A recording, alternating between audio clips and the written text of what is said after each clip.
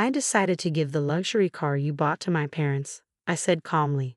What are you talking about? Roger responded, his confusion evident. Mom and Dad are really happy with it, I continued. Wait a minute. Did you buy it with the intention of giving it to them? Yes, that's right. No matter what you say, it's already done. If you disobey me, I'll divorce you. Divorce? Who's saying that? I asked, feeling a surge of frustration. Fine, I'm happy to do it, I retorted. At that moment, something inside me broke. Roger's threat felt like the final straw. My name is Kathy, and I'm a 37-year-old office worker. I live with my husband, Roger, and our 7-year-old daughter, Sarah. Roger and I both work hard, so we manage well financially. Our daughter is growing up beautifully, and I'm content with my life. However, I do have complaints about Roger. Roger is the kind of person who puts his parents above everything else, including our family. While it's good that he cares about his parents, it often comes at the expense of our daughter and me. For instance, when I was in labor, I called Roger at work to let him know I was about to give birth and asked him to come to the hospital. His response was, I'm sorry, but my mom just burned her finger. I need to go to my parents' house. I couldn't believe that he was more concerned about his mother's minor burn than about my impending childbirth.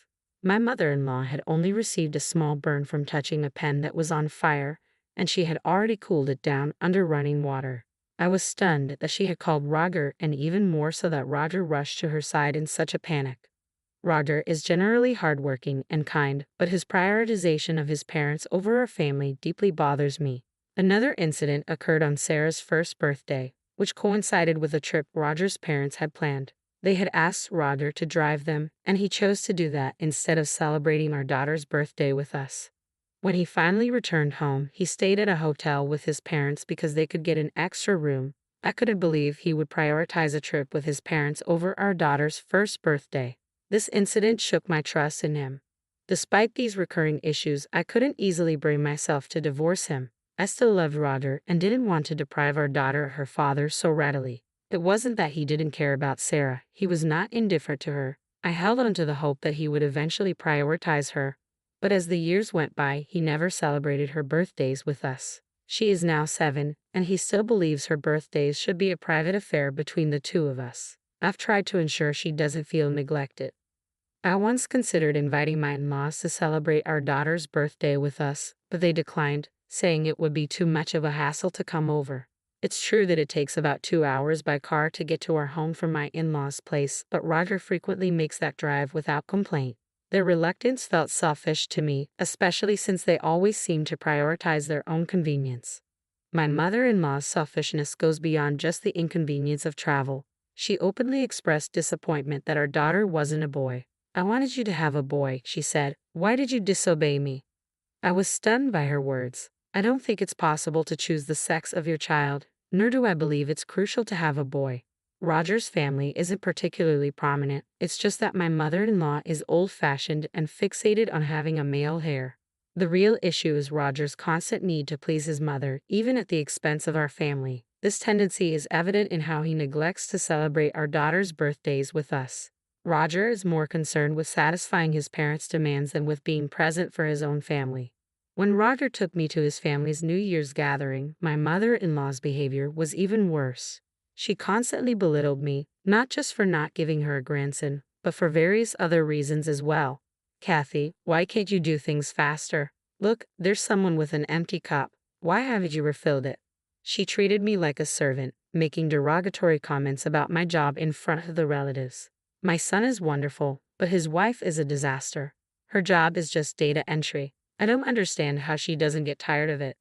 I've told her many times that my job involves more than just data entry. It's an engineering, but she dismisses my work as unimportant. It frustrates me that she also ignores our daughter, giving New Year's gifts to other relatives' children, but not to ours. I'm also upset with Roger for not standing up to her. It's disheartening to see our daughter mistreated and to be ridiculed by his mother while Roger seems to laugh off the insults. He even adds to the humiliation by claiming I'm not good enough, all in front of his relatives. I didn't want to deprive our daughter of her father, so I tried to be patient. However, my feelings for Roger gradually faded. Then one day, Roger asked me for a favor. Actually, there's something I want to buy, he said. What is it? I asked. A car, he replied. I was taken aback. Roger had never shown any interest in cars or anything like that. Why all of a sudden? I just thought it might be nice to get a new one. I drive to my parents' house all the time, and I thought it might be refreshing to have a change, he explained. We live near a supermarket, and I don't drive much. Cars have never been my interest, so I figured I'd leave the decision up to Roger since he would be the main user. Well, it's up to you. You use the car more than I do, I said. Roger looked pleased but then added with a slightly apologetic tone, "Oh, and here's the thing. I'll pick out the car, but I'd like you to cover the cost." I was stunned. Roger wanted a new car but couldn't afford it himself. He was asking me to pay for it. My salary supports our family's finances, and I didn't expect Roger's salary to contribute significantly. During my maternity leave, Roger hadn't contributed his salary to our household expenses, so I had to return to work right after giving birth. As an engineer, I managed to negotiate remote work arrangements with my company, which allowed me to balance work and family responsibilities from home. While raising our daughter when she was little, I worked hard and found it selfish of Roger to use his salary for himself while expecting me to cover the costs of a new car. However, when he was in a good mood, he would often help care for our daughter, so I decided to go along with his request.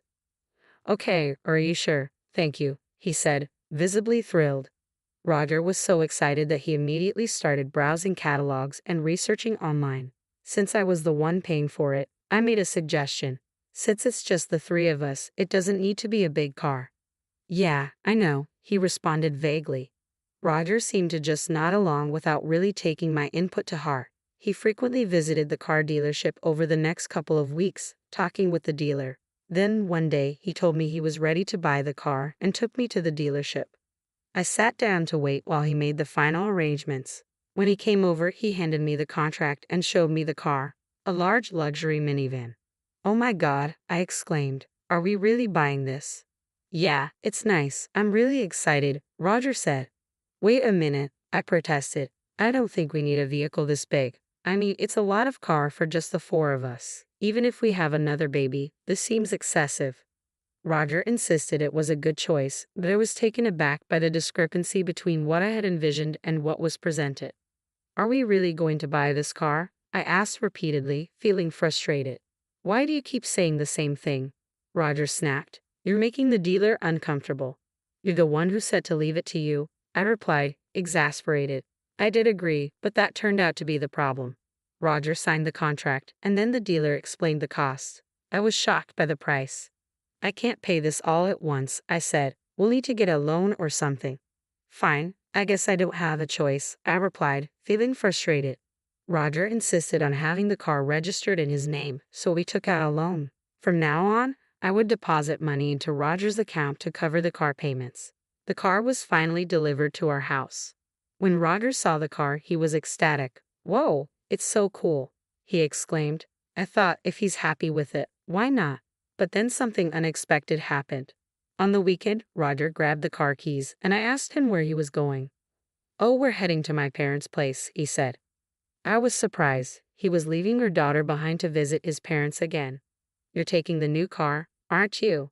I asked. "Yes, that's right," Roger replied with a grin. "I had decided to give the luxury car you bought as a present to my parents." "What are you talking about?" I was stunned. "You said you wanted the car, so I agreed to buy it.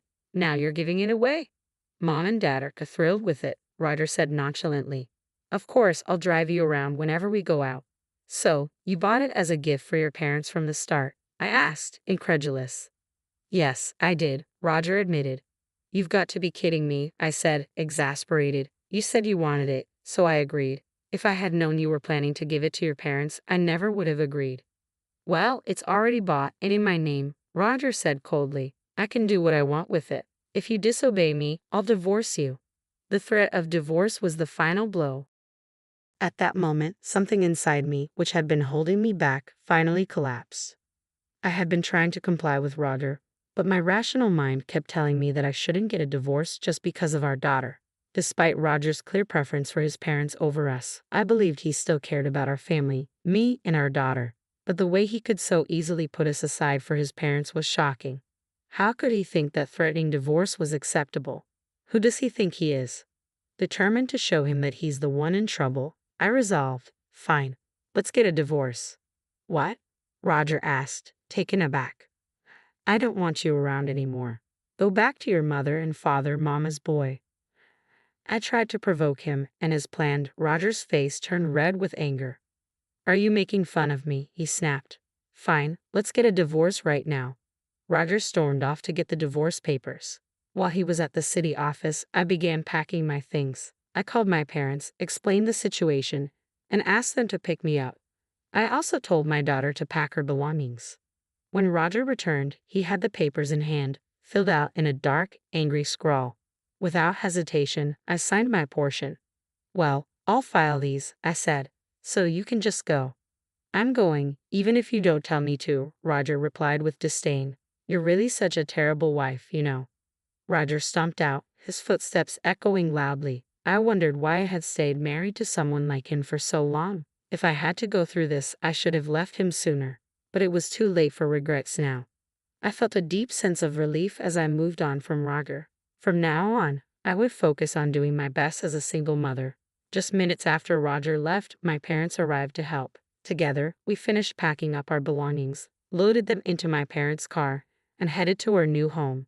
In the meantime, I had filed the divorce papers, and our divorce was finalized. It was just a piece of paper, but as I submitted it and realized we were no longer officially married, I felt an unexpected weight lift from my shoulders. Next, I began searching for a new place for my daughter and me. About a week after the divorce, while visiting my parents' house, I saw the luxury car Roger had purchased. Walking in with my daughter, I was surprised to find Roger and my ex-in-laws in the living room. When my mother saw us, she took my daughter to another room. I approached the living room where Roger, clearly flustered, began speaking urgently. Oh, Kathy, what's the insurance on that car? Roger asked, his tone frantic. Why are you here, barging into our house like this? I responded coldly. My ex-in-laws raised their voices in response. We don't want to be here either. We came because we had no other choice. I was taken aback by their anger. My father, clearly annoyed, quietly expressed his frustration. If that's the case, you should leave. If you don't, we can call the police to remove you.